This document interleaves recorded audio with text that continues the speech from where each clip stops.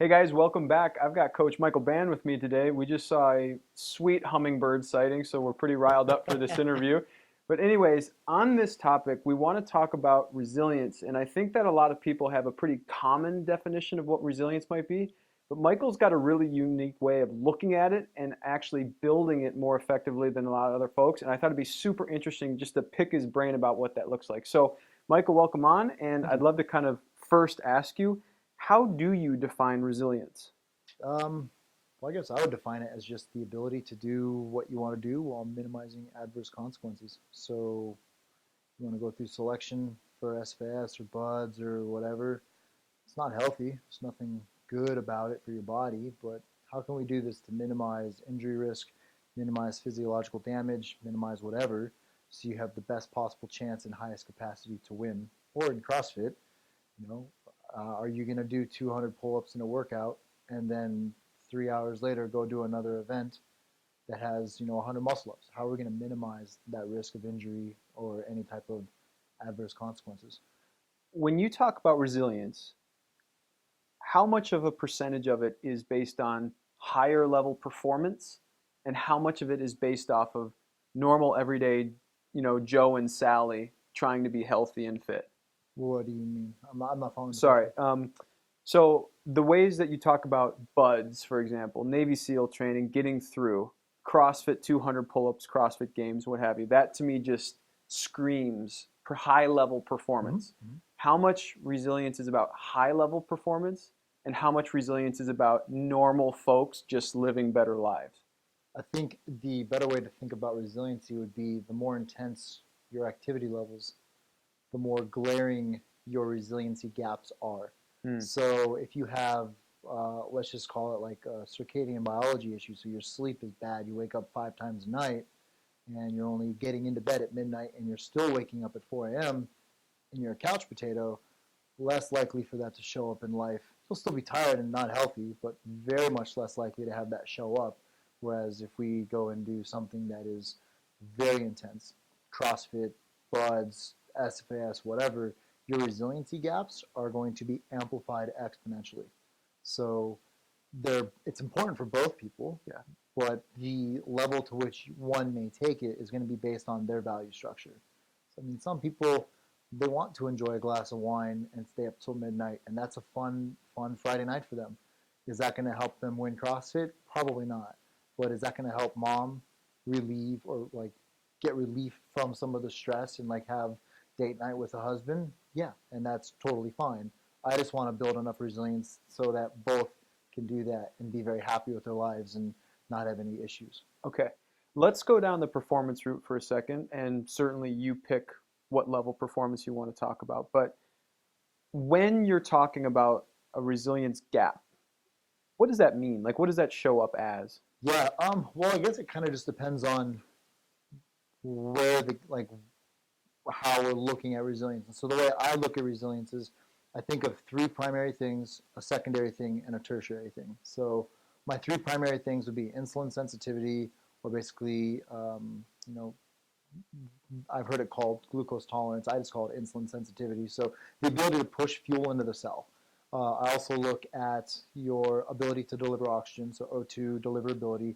Then I also look at your gut health. So dysbiosis from parasites, candida, fungus, SIBO, whatever. I look at those three things as the primary. My secondary thing that I'll look at is your circadian rhythm and your biology. So, are you going to bed on time? Are you making good choices? Okay, if you're making great choices, but you're still not falling asleep, why might that be? Or are you waking up 4 times a night to pee or whatever? Let's figure that one out. And then lastly, my tertiary thing is hormones. So I look at hormones tertiary wise because one, I'm not a doctor, I'm not prescribing hormones, but oftentimes if I can get you to sleep better and I can get you to basically have better digestion, gut health, I can get your O2 deliverability better, and I can get you better insulin sensitivity, a lot of the times hormones kind of rectify themselves. Now every physical activity has its own like optimal. So a Navy SEAL is going to have a very different level of resiliency that they need than say Joe Schmo or a CrossFitter or whatever. But if I can take care of those three primary ones, usually people's sleep, if they're making good choices, can automatically get better.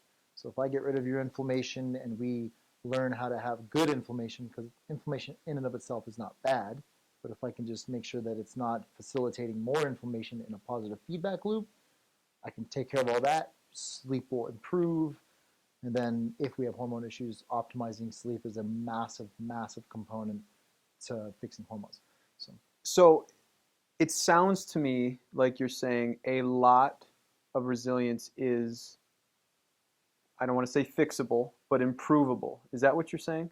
I would go as far as saying fixable in Okay. many, many cases, just because I've done it so many times now throughout umpteen years I've been around. So I think of, the human body has the capacity to completely repair itself. So if you look at like the naturopathic medical world, I would consider myself more of a vitalist, whereas you have like a vitalist, a green allopath, and then you have like allopaths. I look at it as like, hey, if I give the body a chance, it can actually heal. It can take care of itself. I just have to stop stealing resources from it. And that's when you get into program design level, where like program design can steal resources from the body. Too many eccentric contractions, too much central governor work versus peripheral work, et cetera, et cetera, et cetera. That's where like after resiliency is handled, that's when I start looking at the design of the program and I start optimizing the design based on their current state of resiliency. Got it. We kind of do that already. Most people know this like subconsciously. This is not anything new. If you sleep 2 hours a day, I'm not making you do an AM and a PM 2-hour session each, right? So I already know that your circadian biology is off, your resiliency is off, so your fitness base is going to be off. It has to be. I can't train you more than that. So we usually think of, like high-level performance, CrossFitters, SEALs, whatever. We think of them as like high elite level performers or CEOs of major companies. Well, there's a fitness base, and then we have the peak. But we're forgetting about that resiliency base. If I don't have the physiology base, then my fitness base can't be as big. It's impossible. Like you can try, but eventually it'll overflow and you'll end up with an injury, chronic pain. Something is going to stop you. It always happens. I don't know when, I don't know how, but it does. And then there's the outliers that sometimes just seem to just, go forever and ever and ever, like smokers. You smoke a pack a day and live to be 97. That's not the norm. So if we're taking away those 97-year-old pack-a-day smokers, you're going to get broken eventually if your resiliency isn't matching as the base of your fitness, always. So would you say that you kind of just said it, but there are people who innately are more resilient no matter what they do? Totally. And so if they are more innately resilient, does doing this other stuff make them even more resilient? Can be.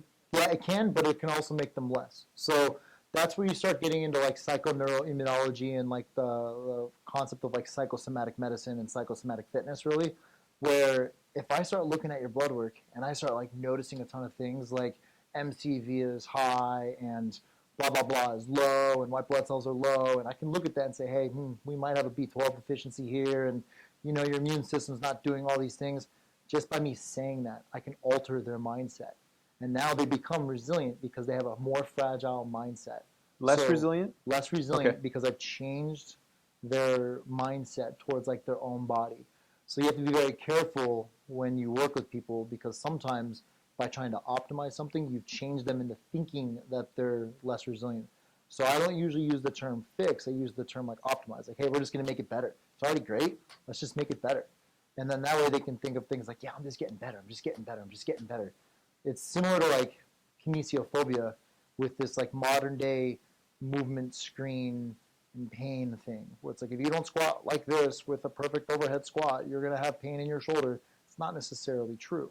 But by me saying that, you may begin to actually let that happen and it manifests. So resiliency, without taking in the mental, emotional, subconscious side of things, massive amounts of physiology base. But resilient people tend to also just not be aware of their own resiliency. So like you ask a Navy SEAL, like, well, how was Buds? That was tough, but it's not that bad. I've talked to a lot of my guys, SEALs, and different Tier 1 operators, and a lot of Green Berets, and they'll all tell you, like, the Q's not that hard, SFS isn't that hard. It's like, yeah, to you. Right. But to us mere mortals, that shit is ridiculous. So I've heard James use the term low perception. Is that the same concept? Yeah, you're just unaware. Yeah. It's so subconsciously competent that it's beyond you to even have to think about it, because you have like the conscious continuum of like subconscious incompetence, conscious incompetence, conscious competence, subconscious competence. They're so subconsciously competent at certain things. They're like, yeah, I can do 300 pull-ups. Why can't you? Number one, I have no idea how you just said that back to back to back so effectively, man.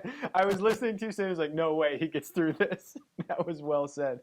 Okay, so essentially what I heard is that there's this base, and you've got your secondary, tertiary, primary, secondary, tertiary.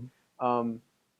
What happens then? Like, so let's say, and I know it's not simple whatsoever to clear out a gut or anything like that, but you get the base fairly figured out, Yeah. right? What happens then for that person? Is that where the fitness level actually comes in? You're not thinking as much about resilience? Or is there like a second layer of resilience? I always think about it, because the program design, you can write a program design actually based on somebody's blood count. So a CBC with the differential, I can look at white blood cells and the different types of white blood cells you have, and I can say, your white blood cells are high likelihood tanking because we're doing way too much training right now. Like, we're just crushing your immune system. We forget that nothing is infinite in the world. We don't have infinite anything. Everything is finite. White blood cells, monocytes, lymphocytes, neutrophils, basophils, eosinophils.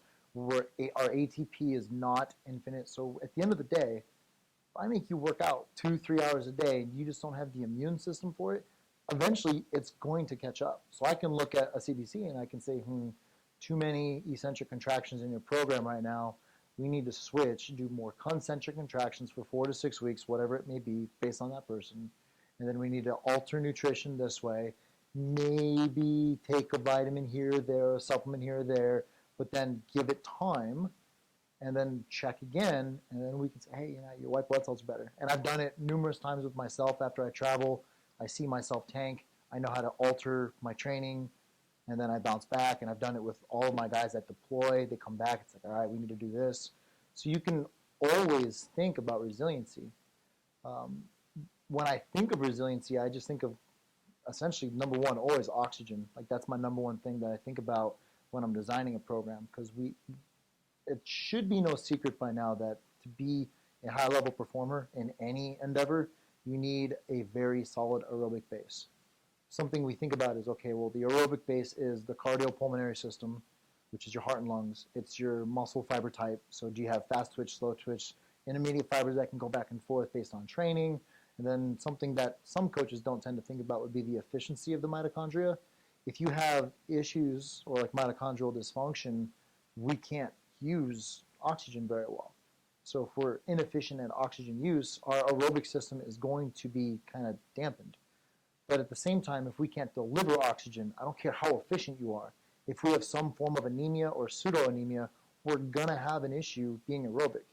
So I'm always thinking oxygen delivery, because it's the one thing we can't live without for more than a few minutes. So while I'm designing the program, I'm thinking to myself, okay, if I give this guy 10 minutes on, 3 minutes off, 2K row, 3 minutes off, 10 minutes on, 3 minutes off, 2K row, and the instructions say both rows have to be the exact same score to show me your aerobic, but he's got some form of like, red blood cell issue where he just doesn't make red blood cells enough, or he's got a reticulocyte problem, then he's probably going to struggle in that workout. So my program design has to change. I have to make it to where he doesn't need as much oxygen and he's not going to go as high threshold. So I can alter the intensity. I can take away box jumps, kettlebell swing, and burpees and turn it into push-up, row, and air squat, right? And like similar patterns of movement. And then I can amplify his rest period. And then I can say, hey, instead of rowing, maybe we do a salt bike. Or I can change things around based on thinking of like how well he can deliver oxygen. Gotcha. So let's end on this type of an idea. For a lot of people that come in, and I know that you've got a lot of special operations guys, so let's leave those guys off the table for right now. Let's talk about either fitness or CrossFitters or whatever. What do they often present with that would make you say, we really need to work on this resiliency piece before we try to attack all this other stuff? Because I would argue most people come in, they're like, fitness, man, I got to do this fitness thing, right? So what would make you say, no, we're not going to do this fitness thing, at least as the primary focus, and focus on resiliency? What do you see in them? Yeah, well, actually, I would focus on the fitness always, because at the end of the day, I'm a strength coach at heart. Like, my job is I want to get you performing and fit as humanly possible. I just want to use every tool in my toolbox to get you there. So I would look at one, you still got to build the aerobic base. There's no denying that at this point. How much? Well, it depends per person and per sport. CrossFit, you need a big aerobic base. But something that we have to remember is that in order to burn fat, we need to have oxygen, beta oxidation. We need to burn sugars with oxygen. We're way more efficient at energy production and recovery with oxygen. So I'm always going to want to see my basic blood work stuff, and if I have to go deeper, I can go deeper, but basic blood chemistry always, and then looking at the assessment data. What's your 60-minute row? What's your 2K row? What's your 10-minute assault bike? What's your 2-mile run, 3-mile run, 1-mile run, 1,200-meter run? Then some mixed modal tests like 30-minute AMRAP, 100-cal row, 15 box jumps, 30 inches or 24 inches, and 15 burpees. I have enough data in those to where I can say, okay, your blood looks like this, you're like this, these are your scores, and this is what we need to do. And we'll always work on fitness. Most CrossFitters that come to me present with pretty much like a B12 deficiency type anemia. So, and I have my hypotheses as to why, and a folate deficiency as well, but I have my hypotheses. I haven't seen any research ever done on CrossFitters to show why. But essentially, probably 8 or 9 times out of 10, I'm seeing CrossFitters with B deficiencies across the board. So it's one thing that usually I can safely guess, like, yeah, this person probably has a B deficiency. Would you suspect that they have the B deficiency because of what they've been doing training-wise, or because they're the type of person that would have a B deficiency and they just happen to be in CrossFit? I think there's a genetic component to it that I'm just not sure that anyone's ever studied in CrossFit. If there's research out there on CrossFitters with that, I'd love to read it. But it's fascinating. Like MTHFR and folate deficiencies or whatever, I think there's something about the nature of CrossFit that those with that genetic SNP might be naturally attracted to CrossFit versus yoga. Yeah. I have no evidence to say. It's just a pattern I've seen over the years, but it's just something that, like, in my head, I've noticed it, like, time and time again, looking at labs and organic acid testing and blah, blah, blah. It's just like, man, all of these people are showing up with this. And I'm telling you, like, every time we start to rectify it, 100% of the feedback is like, wow, man, like, I feel better. I recover better. I feel like I can catch my wind better. And it's not because their lungs and heart got better. Mm-hmm. It's because, like, essentially they could pick the oxygen up and carry it around the body better. Yeah, you fixed the base. Yeah. Awesome. Michael Bann, I really appreciate it, man. Yep. Thanks for coming to us today, guys. We will see you next time. Thank you.